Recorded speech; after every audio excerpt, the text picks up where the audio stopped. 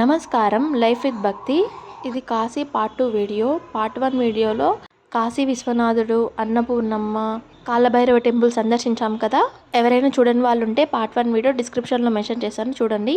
ఇప్పుడు వీడియోలో కనిపిస్తున్నది కౌడిమాత, ఇంకొక పేరు గవ్వలమ్మ.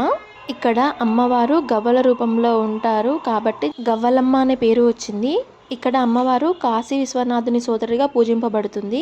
ఇక్కడ అమ్మవారికి గవ్వలు సమర్పిస్తారు. గవ్వలు వచ్చేసి బయట నుంచి అలో అయితే లేదు, ఇక్కడే అమ్ముతున్నారు. ఒక జాకెట్ ముక్క 5 గవ్వలు.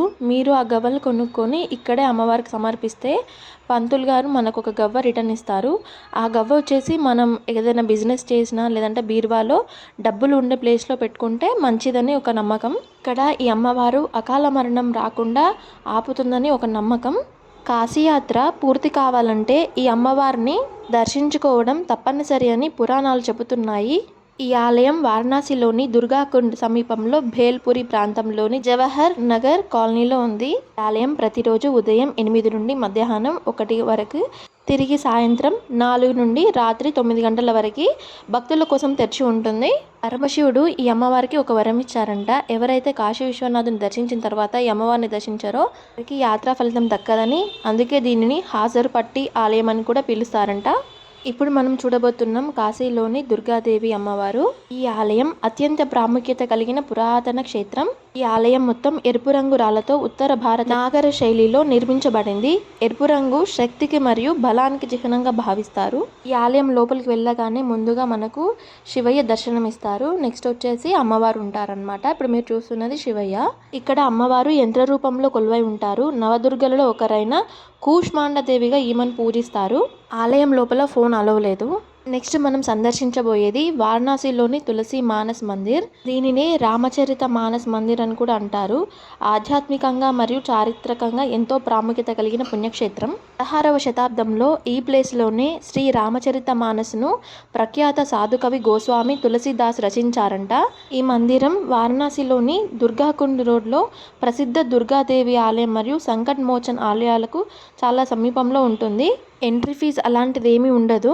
టైమింగ్స్ వచ్చేసి పొద్దున్న 5:30 నుండి మధ్యాహ్నం 12 గంటల వరకు ఉంటుంది మరియు తిరిగి సాయంత్రం 3:30 నుండి నైట్ 9 గంటల వరకు తెరిచి ఉంటుంది. ఇక్కడ ప్రధానంగా శ్రీరాముడు, సీతాదేవి, లక్ష్మణుడు మరియు హనుమంతుడి విగ్రహాలు కొలువై ఉన్నాయి.